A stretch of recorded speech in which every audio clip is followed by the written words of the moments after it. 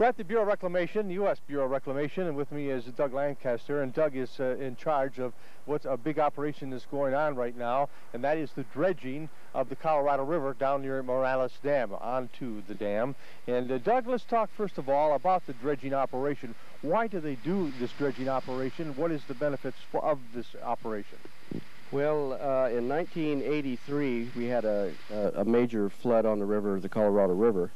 And in 1993, we had another flood on the Gila River, which deposited up to 10 million cubic yards of material or sediment into the river channel here in Yuma.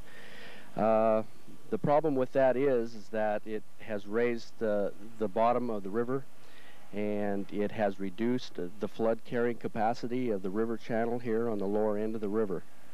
Our purpose is to dredge some of that sediment out and restore some of the flood carrying capacities of the river. Well, as we're on our way down to the dredge, and of course looking at the operation, Doug, first of all, you have a lot of sediment that comes out of here.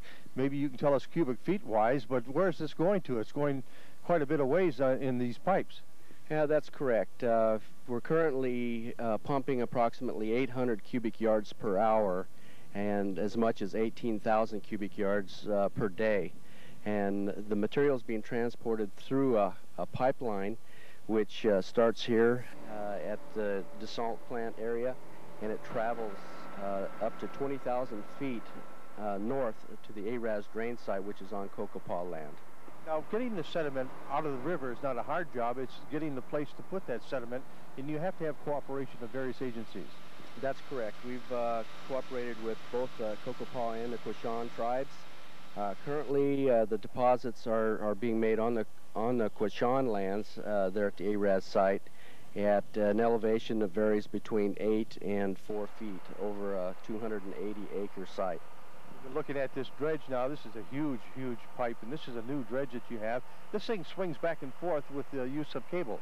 Yes, that is correct. The winches pull the cables back and forth across the river, and the river channel is approximately, it varies between 250 and 350 feet wide.